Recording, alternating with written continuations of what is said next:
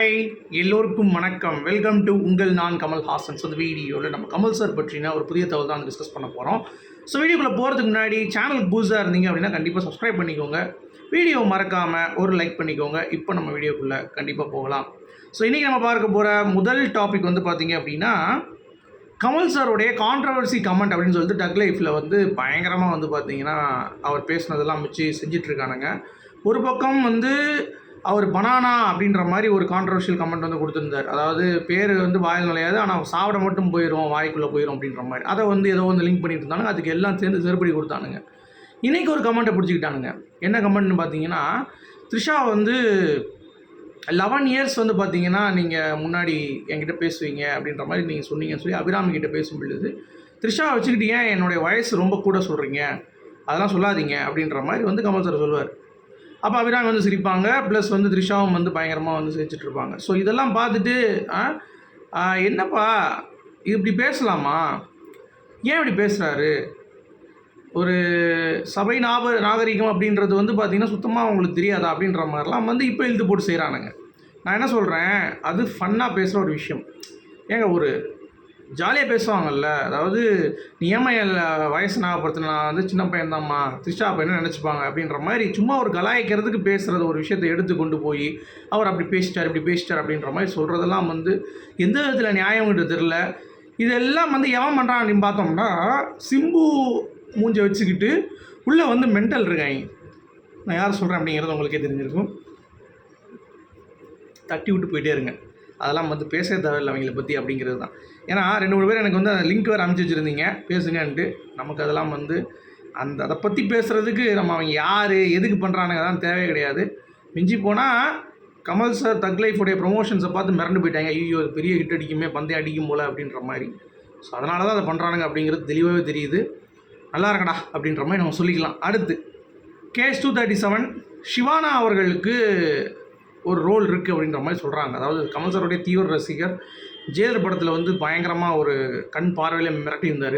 So இதை வேறு யார் வில்லனாக இருக்க போகிறா அப்படின்ற மாதிரி கேஸ் 237க்கு வில்லனாக ஒரு கெஸ்ட் ரோலோ ஏதோ ஒரு ரோல் ஷிவானா பண்ணுறார். கமல் சாருடைய ஃபேன், அவருடைய பிறவி பலன் கண்டிப்பாக வந்து பார்த்திங்கன்னா வேறு லெவலில் நிறைவடைஞ்சிருச்சுன்னு நான் நினைக்கிறேன். ஏன்னா அவர் ஏதோ சர்ஜரி பண்ணிவிட்டு இப்போ கூட வந்து பேசிகிட்டு இருந்தார். கமல் சார் வந்து நான் எனக்கு ஃபோன் பண்ணி தான் பேசினார்னு சொல்லிட்டு. ஸோ கேஸ் 237 அவர் இருக்கார் அப்படின்ற ஒரு தகவல். சரி, அடுத்து இந்தியன் 3 காஜல் அகர்வால் ஒரு போஸ்ட் போட்டிருந்தாங்க. என்ன அப்படின்னா, இந்த மாதிரி வெயிட்டிங் ஃபார் அப்படின்ட்டு. ஸோ நாங்களும் தான் வெயிட் பண்ணிகிட்ருக்கோம். ஸோ இதெல்லாம் முடித்த பிறகு, இந்த தக் லைஃப் எல்லாம் முடித்த பிறகு தான் அடுத்து வந்து இந்தியன் 3யோ இல்லை வந்து கேஸ் 237 எல்லாம் வந்து தெரியும். அது வரைக்கும் ஃபுல் அண்ட் ஃபுல் தக் லைஃப் மூட் ஆன். இந்த 2 மாதம் தொடர்ந்து வந்து பார்த்திங்கன்னா அடித்து தூள் கலப்ப போகிறாங்க. சரிங்களா, அடித்து தும்சம் பண்ண போகிறாங்க அப்படிங்கிறது தெரிஞ்சு போச்சு. இந்த வந்துருச்சு, அவ்வளோதாங்க. இன்னும் 1 மாதம் தான், 40 நாள் தான் இருக்குது. இன்னும் அடிச்சு தூக்க போகிறாங்க. ப்ரொமோஷன்ஸ் அதுலேருந்து சும்மா கிருட்டுன்னு போகுது அப்படிங்கிறதுல எந்த ஒரு மாற்று கருத்தும் இல்லை. சரி, கமல் சாருடைய கான்ஃபிடன்ஸ் பார்த்தீங்களா, இன்னும் எப்படி இருக்குது அப்படின்ற மாதிரி தான் இருக்குது. தக் லைஃப் படத்தை பற்றி பேசும் பொழுது நம்ம ஏற்கனவே சொல்லியிருந்தோம் தெரியுமா, இந்தியன் 3க்கு வந்து கமல் சார் இந்தியன் 2வில் வந்து பேசிகிட்டு இருந்தார் ரொம்ப கான்ஃபிடென்ட். அந்த மாதிரி தக் லைஃபும் வந்து நல்லா வந்திருக்கு. பட் எந்த அளவுக்கு ஹிட்டுங்கிறது மக்கள் கையில் தான் இருக்குது. கண்டிப்பாக ஹிட் ஆனால், பட் எப்படி ரேஞ்சுக்கு போகுது அப்படிங்கிறது மக்களுடைய கையில்ண்டார். ஸோ அப்படி இருக்கும் பொழுது படம் மேலே பயங்கர கான்ஃபிடென்ட் வந்து இருக்குது அப்படின்றது க்ளீனாக தெரியுது. விக்ரம் படத்துலேயும் அப்படி தான் பேசினார். இந்தியன் 3க்கு வந்து இந்தியன் 2க்கு சொல்லிட்டு இருந்தார். இப்போ அடுத்து தக் லைஃப் சொல்லியிருக்காரு. அப்படிங்கிறப்ப கண்டிப்பாக புதுசாக பார்ப்பீங்க. சினிமோகிராஃபி எக்ஸலண்ட்டாக இருக்கும். லென்ஸ் வந்து பயங்கரமாக பண்ணியிருக்காங்க. எல்லாமே பிரம்மாண்டமாக இருக்குன்ட்டார்.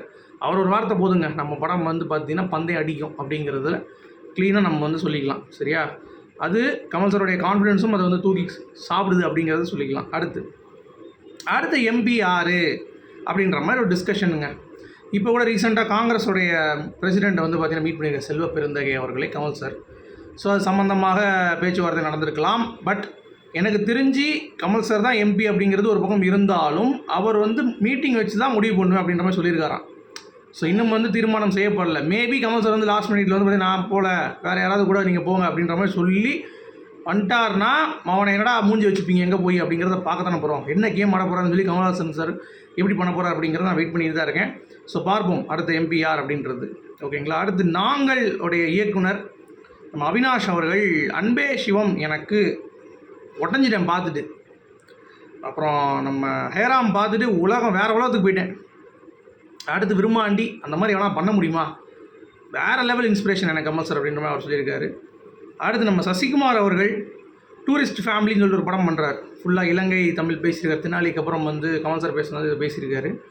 ஸோ அவர் கமல் சாரை பற்றி பேசியிருக்காரு. அதாவது நாங்களாம் வந்து ஏறாம் பார்க்குறப்ப ஃபஸ்ட்டு ஷோ வந்து டிக்கெட் எடுத்துகிட்டு உள்ளே போனோம், ரசிகர் மன்ற டிக்கெட்டு. எங்களுக்கு ஒன்றுமே புரியல. அதுக்கடுத்து இப்போ வந்து பார்த்த பிறகு தான் டே எஃபெக்ட்லேருந்து நைட் எஃபெக்ட் எதுக்கு போகுது, அடுத்து வந்து யானை வர சீன் எப்படி வருது அப்படின்றது எல்லாமே வந்து பார்த்திங்கன்னா அதுக்கடுத்து தான் வந்து புரியுது.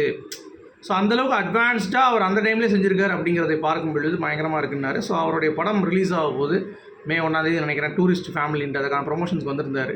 ஸோ டிஃப்ரெண்ட்டான ஒரு ஜேனர் பார்ப்போம். காமெடியாக இருக்குன்னு சொல்கிறாங்க. ஸோ அவரும் பேசியிருக்காரு, நாங்களுடைய இயக்குனரும் வந்து பேசியிருக்காரு அப்படிங்கிறது பார்க்க முடியுது. சரி, தக் லைஃப் ஆஸ்திரேலியா என்னையா சொல்கிற, சிங்கப்பூர் மலேசியா அப்படி தானே போவார் கமல் சார், இப்படி ஆஸ்திரேலியான்ற எஸ் டீமே இறங்குறாங்க. மே 23 7 மணிக்கு நைட்டு குடோஸ் பேங்க் அரேனா அப்படின்னு சொல்லிட்டு ஆஸ்திரேலியாவில் ஒரு இது அடித்து துல்க போகிறாங்க. ஏஆர் ரஹ்மானுடைய கன்சர்ட்டும் அங்கே இருக்குது அப்படின்றாங்க. என்னையா சொல்கிற அப்படின்றீங்களா? ஆமாங்க, நிறைய விஷயங்கள் இருக்குது அப்படிங்கிறது தான். ஓகே, ஸோ தக் லைஃபோடைய ப்ரொமோஷன்ஸ் கிராண்ட் ஸ்கேலில் வந்து போயிட்டுருக்கு அப்படிங்கிறது பார்க்க முடியுது.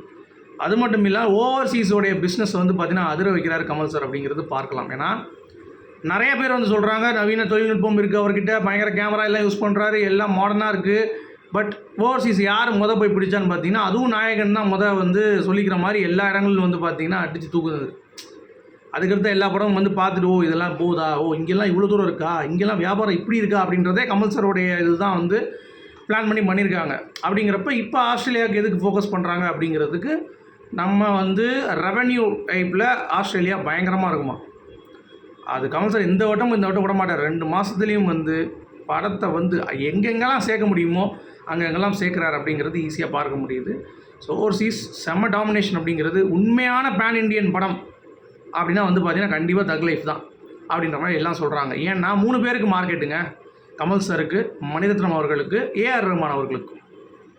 ஸோ வேர்ல்டு வைட் இந்த படம் பந்தை அடிக்கும் அப்படின்ற மாதிரி சொல்கிறாங்க. வெயிட் பண்ணி பார்க்கலாம். ஓகே, அடுத்து ஜோஜு ஜார்ஜ் அவர்கள், நான் ஏற்கனவே சொல்லியிருந்தேன்ல தக் லைஃப்பில் வந்து அவர் பேசிகிட்டு இருக்கும்போது கமல் சார் ஐ லவ் யூன்னு சொல்லுவார். ஏன்னா அவர் குழம்பு கொடுத்துருக்காரு, இந்த மாதிரி ஏகப்பட்ட விஷயங்கள் தான். அவரும் ஒரு ஃபேன் பாய் தான் கமல் சாருக்கு. பட் இதில் என்னென்னா தக் லைஃப்பில் அவர் நடித்த ஷார்ட்டை எப்படி இருக்குங்கிறத ஒரு க்யூரியாசிட்டியில் அவர் ஏடிக்கிட்டலாம் போய் பேசுவாராம் தக் லைஃபுடைய அசிஸ்டன்ட் டைரக்டர்ஸ் கிட்ட. அவர் படம் வேறு மாதிரி வந்திருக்கு, நான் சூப்பராக வந்திருக்குனாடி என்னுடைய சீனில் ஏதாவது அப்படின்ற மாதிரி கேட்கும் பொழுது கண்டிப்பாக செமையாக வந்து பிஜிஎம் பண்ணியிருக்காரு ஏஆர் ரஹ்மான் அப்படின்ற மாதிரி சொல்லும் பொழுது ஆஹா வேறு லெவல் போல் அப்படின்ற மாதிரி நான் வந்து ஒரு இதில் இருக்கேன். ஸோ படம் கண்டிப்பாக நல்லா இருக்குது அப்படின்றது எல்லோரும் சொல்கிறாங்க. ஏன்னா உங்களுக்கு ஏற்கனவே தெரியும், நான் ஏற்கனவே சொல்லியிருக்கேன், மணிரத்னம் அவர்களுடைய அசிஸ்டண்ட்டுக்கு வந்து ஸ்க்ரீனிங் பண்ணியிருக்காங்க. ஸோ எல்லோரும் உட்காந்து பார்த்தாங்க, அந்த படம் நல்லா இருக்குன்னு சொல்லியிருந்தாங்கல்ல, அதை தான் இவரும் சொல்கிறாருன்னு நினைக்கிறேன். ஏன்னா மணிரத்னமுடைய ஏடிஸ் ஃபுல்லாக அந்த படத்தை ஃபுல்லாக பார்த்துட்டாங்க. ஸோ பார்த்துட்டு அவங்க ரொம்ப ரொம்ப ஹாப்பி. அதுபோக ஒரு ரொம்ப க்ளோஸ்டான சர்க்கிள்ஸ் கமல் சாருக்கும் மணிரத்னம் அவர்களுக்கும் கிட்டத்தட்ட 40 பேர் வேணுமோ தான் ப்ரீவியூவில் வந்து படம் போட்டு காமிச்சிருக்காங்க. எல்லாருமே பார்த்துட்டு கண்டிப்பாக ஒரு ஹைப் இருக்குது அப்படின்ற மாதிரி சொல்லியிருக்காங்களாம். ஸோ வெயிட் பண்ணி பார்ப்போம். உங்களுடைய கருத்துக்கள் என்ன அப்படிங்கிறத கமெண்ட் செக்ஷன் சொல்லுங்கள். மீண்டும் அடுத்த வீடியோ சந்திப்போம். அது வரைக்கும் குட் பை.